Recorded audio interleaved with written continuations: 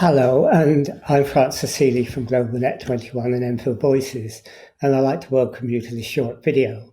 We did a short video last week where we looked at the Enfield Overview and Scrutiny Committee, and at that particular committee meeting, they were examining the reopening of primary schools in Enfield. Now, that to some extent has been superseded by the government going back on its original commitment to open some schools, and they're now delaying it. But the questions that were asked are still relevant and they are important. The chairman or the cabinet member for Children's Services, Rick Jewell, made a statement at the beginning of that meeting and answered questions, as did Tony Theodoulou, who is the Director of Social Services. There were also many questions that were asked by councillors, questions that councillors asked on behalf of their local communities. There were no questions from the audience, unfortunately, directly on this online meeting, although people were watching, about 35 or 50 people, and there were also people there at the actual meeting.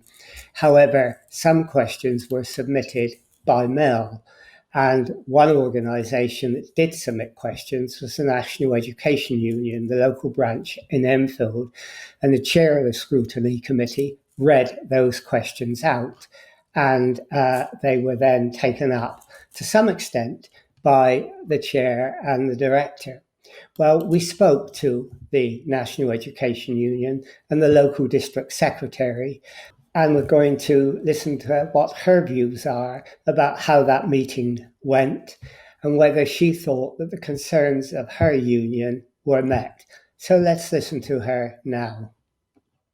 Let's start then by asking you, Claire, you went to the Scrutiny Committee last week, the Overview and Scrutiny Committee on Education, and you were there from the NEU, the National Education Union. You might just want to tell us, first of all, what the NEU is. Well, the NEU is the National Education Union, so we're the fourth biggest union now, I think, in the country, and we are the biggest teaching and support staff union. Okay, so you went to the committee on behalf of your union, and you clearly got an Enfield District of that union. And did you go in real time, or did you just join it online? I went in real time, and there were many of our members that were watching at the same time as well. I think we contributed to the somewhere between 34 and 50 public attendees. Yeah, I mean, I gather there was quite a few attendees. I think the best they've ever had. How do you think, in general terms, the Scrutiny Committee went? Well, from members' point of view, it was a real roller coaster when they were watching it. There were some things that they were concerned about, but then they did feel that they were championed quite sufficiently by councillors. So there was some mixed views. How did you think Rick Jewell's opening introduction went? I mean, did that satisfy you? Do you think he really covered his brief well, or did you have some questions about that? I think that they've been put in quite a difficult position, and we've recognised that. That this is it was a government decision that schools were going to open from the 1st of June, and that put everyone in a difficult position to get things ready in a very short space of time. So we do recognise the concern and the efforts that the council have.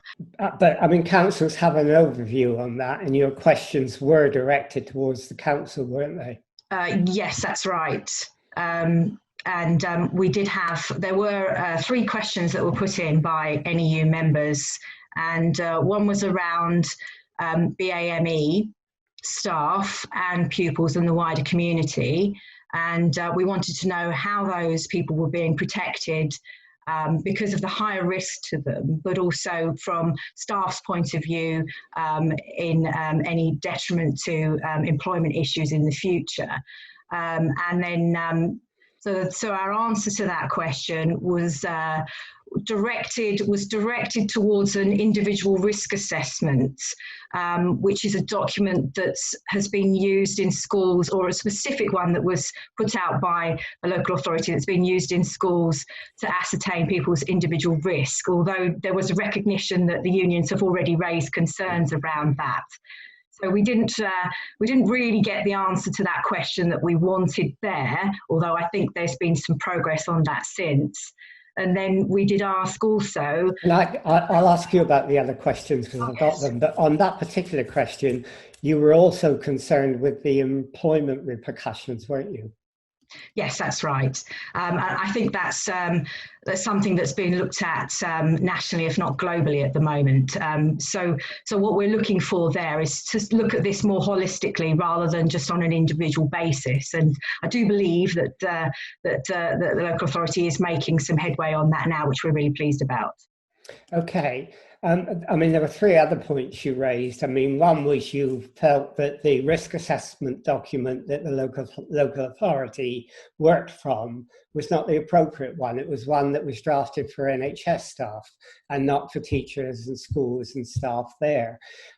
Did you get any sort of clarification on that?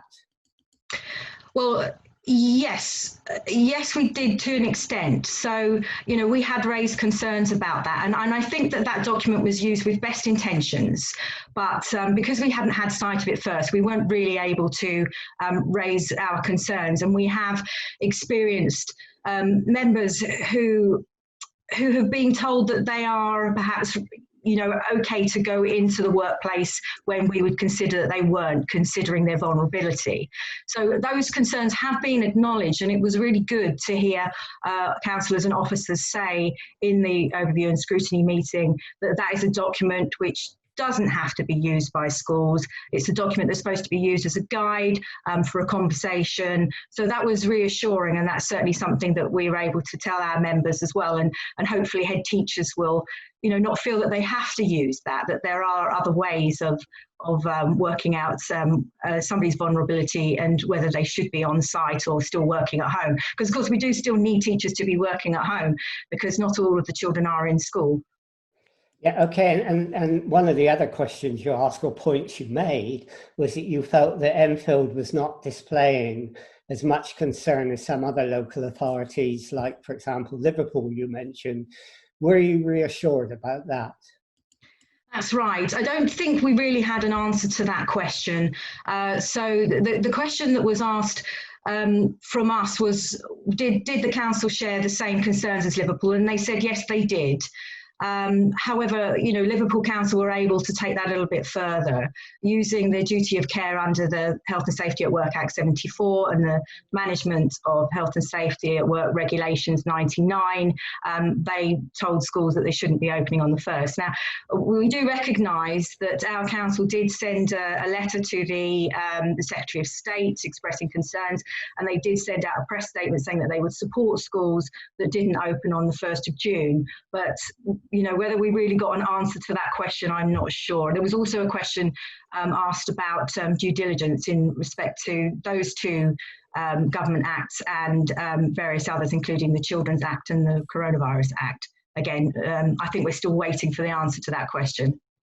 Okay, and the final point, because you've already mentioned the issue around BAME teachers, was that you were concerned about legal repercussions. So you were afraid that, if someone died, teachers or the head teacher or the governors might be held responsible, and you wanted some reassurance about that. Did you get that? We didn't have a specific answer to that, although they did say that as the local authority as an employer for maintained schools, then they do take that responsibility.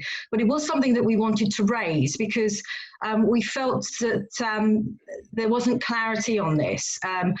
This is a situation where the government said that they want schools to open from the 1st of June, which forced a lot of action elsewhere. And then head teachers are now, it's all fallen on head teachers' shoulders in a very short space of time to try and ready their schools so that they're as safe as possible for the students and staff. And we wanted clarity on whose responsibility is that. Obviously, we don't want an awful situation where we do have a rise in the death rate over COVID-19 after the wider opening of schools. But we thought that it was useful to clarify where the responsibility lies there. Your questions were actually asked, weren't they, by the chair of the meeting, not by you directly. Did you at all get frustrated that you didn't have a chance to come back with follow-up questions? Because clearly there were some things you felt went well, but there were some things that weren't answered, and you probably would have welcomed the chance to come back. Do you think you should have had that opportunity? So I think it would have been useful to have that opportunity to come back. Although I do think a lot of things, a lot of questions that we would have asked were covered by the councillors. But yes, but then there were still some questions unanswered that councillors asked also. Yeah, and in one sense, you depended on the councillors to ask them for you, but it would have been nice for you maybe to ask them yourself. Yes, absolutely. I think that one of the things that our members really want is to have their voice heard. Teachers often get a bad press, and it would have been nice if we could have perhaps spoken ourselves. We don't want people thinking that we don't want to go back to school. We do. The union's position is that we want to go back to school and support children as much as possible but when it is safe to do so, and to be able to voice that would have been useful. Yes. I mean, and given that was your experience with the Scrutiny Committee, and that there were something like 35 to 50 people watching it, maybe it would have been good for some of those to be able to ask questions as well. And they never got a chance to do that, did they? No, and that might have been an opportunity, particularly as it was an online meeting. Yes, it could have been questions perhaps that were put into a chat. Yeah. Okay, so finally, given this was your first overview of Scrutiny Committee, what was your overall impression when you left? Could I read a quote from one of our teachers? He said, "As a teacher, I care very deeply about the welfare of my students and would love nothing more than to see them back in school in my classroom, but more effective measures must be taken while the virus is still widely circulating, so that we will not place them, their families, school staff and the wider population in a recklessly dangerous position." So I think our members at the end of the meeting were not reassured. I mean, that was an interesting sort of assessment of what happened and about your position. And I'm sure the Scrutiny Committee, the overview of the Scrutiny Committee will look at that and consider it. And I hope they give you feedback after, because I think it's really important that Scrutiny Committees don't leave it floating in the air, but they make contact afterwards and follow up on it. So, thank you, Claire. That was great. Thank you very much, Francis.